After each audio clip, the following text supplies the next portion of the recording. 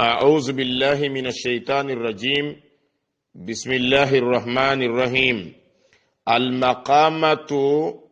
الهادية عشرة،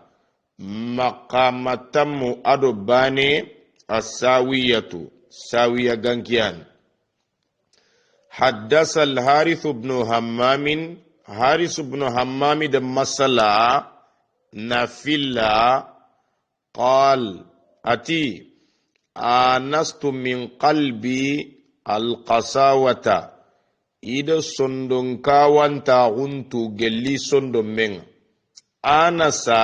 أنغنا فنتو أوينيا نند وريلاتو جريمان كنتنا هاتشي كين قنتنا هاينا كين بكتنا سوينا كيسو نند تواغنيا آنسا ينانغا فنتو نتنقل أعوذ بالله من الشيطان الرجيم الله دالي فإن آنستم منهم رشدا قل لغنا كنديتو قليا رشدا آنست من قلبي القساوة إذا سندن كاوان تاغنتو قلي سندن منها هنا بربي حللت ساوة إغرو ساوة دبنغو القساوة دو ساوة جناس خوانشنن كاواني غير تام ومتم مسري باونو قافو غبانين أو أشد قسوة قساوة قراني ولا كيبغان كاوان تغلكي إذا كاوين تي سندو منها حين بريكيبي حللت ساوة تيغرو ساوة دبنو حلالا وأنت هل بهذا البلد حلالا أنغناري دبن إيغرو ساوة دبنو كينيا فاي ساوية مقام تمد بانا دي واجون دنيان. فأخذت بالخبر المأثور إرغاني تي قباري باتي تغنتنا منن كينا المأثور باتي قيفا رنگر ديغامي بيكو ديغام باتي في مداواتها إسون دمك جارande بزيارة القبور تي قبر ننجورande ديغام باتي تغنت كينيا فارس صلى الله عليه وسلم جابننتي كنت نهيتكم عن زيارات القبور انك محمد ان ينغد كببك قبر ننجورا دنا على تنفايد فزوروها كان قبرني نجورا فانها ننت قبر جورا دي تزهدكم وقبرندني في الدنيا دنا وتذكركم في الاخره وقسمني دو قيامه iyo ide kenya raga nandaga qabur ninjura falamma bire kebe sirtu iga legari iga kinye ila mahallatil amwati kati furundingiranga mahalla dingirando nyannoko adingira wa kifati rufati adu khotti khasun kafumera iyo alam naj'alil arda kifata ahya'an wa amwata da furungu turedo biranto ngutu kammu ngarinto ngutu kammu ada furu ngutu urera kin qennati uredu wa kifati rufati ado khoti khason kafumera kingni harsa qabri ni nyani aiza kunna idhaman wa rufata ra'aytu jam'an ikeda jama'uri iki haris ibn hammami ala qabri yogo kamma yuhfaru iga bajana kimbaka khanne iga jabini kinkenna khanne hafara igana kumembaja wa kuntum ala shafa hufratin minan nar wa majnuzin ado bade dunke fure janaza iga fure kebere gana namu honga mundi kimbaka tinamu honchirondi na wagari na kasanka wa majnuzin ado fo wagarinte yuqbaru igayna qaburi igayna bulu na kinyandi jombo unkan kanne na suturi kimbaka khanne ikede nyiga furenya bulunu iga suturini kinkennati iga firindini fanhaztu ilayhim ike gube katia in haza aw mutahayyizan ila fi'atin aw qur'anin ko makkebe gube kati jama'a goy نونو كيني زائدة ثلاثي المزيد يعني هذا إن هذا fanhaztu ilayhim ike gube katiya ibe ga fure kergana na bulu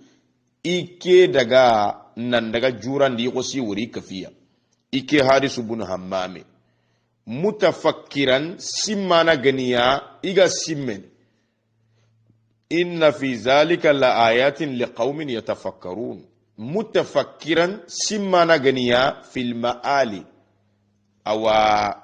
dangi fini benige dangi iga yenan cimme fil maali afwan sagirani maal sagira igati kumbano o galagarni kundu ai yeyna kencimma iwo kamana kencimma fil maali lagarira mutadhakkiran simmana ganiya gadi man nasere simma daraja kenga dangi minal ali gelli dunkonunga nandi kati kara ki alhalai katini sukara ki ai iwo kamana cimme kenga minal ali yani minal ahli gelli dunkonu falamma birekebe alhadul maita igada fure keraga naro qaburinga lahada nyengenya ado junguye wazaril lazina yulhiduna yemmungara kubeni ga nyengene nan jungu fi asma'ihi Allah togoni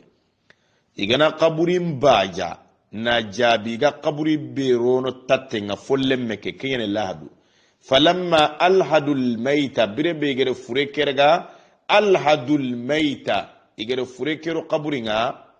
wafata qawlu layta ado layta diga men pati nanti ya layta ekeduna eke ganya kundo furem pati bara kenyan kongini eke kundo eke bogu kundo eke ro kundo layta harfu tamanni natangar fenya nanga kono khanta kanyorne anta regene kin kenna khanne kengenya ashrafa shaykhun khirise go wurugi nancetu min rubawatin gelli tunguro kama mana dingira singama sonin ko di tunguro rubawa abugu rabwa kamathali jannatin bi rabwa ay gonna go misali aga singakam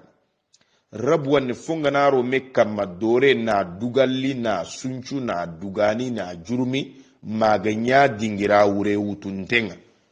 tunguro asetu kenkama Fizeke na buzeidi ai afaga sete tunguron kama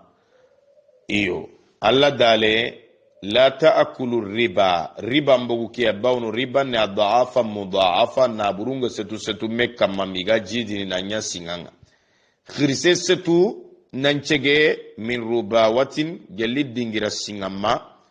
mutakhassiran khodo raganda anagene al khasira khodo wal khusura bil hayafi odange agado khodo ni nyamba ni maganyetu ti kutiendo naganate mutakhassiran khodo raganda na gana gatigiti ni khodo nga bihira watin ti gumalemme gumanyana ma hirawa kellengi fa kenya geli matrak aga police ni ma gumanda ga terere iyo wa qad laffa wajhahu kirseke adi yeso ke fana na hanama biridaihi ti haikanga ilan kange ijibake ade kenya debari wana kera shakhsahu ado adi jati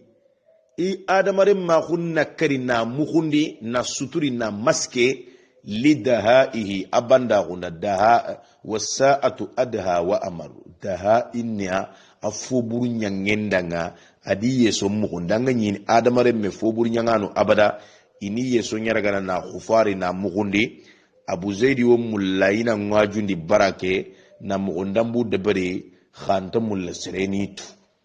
iyo ida kirse ke wona gade kenya agade kenga la halan dambe debari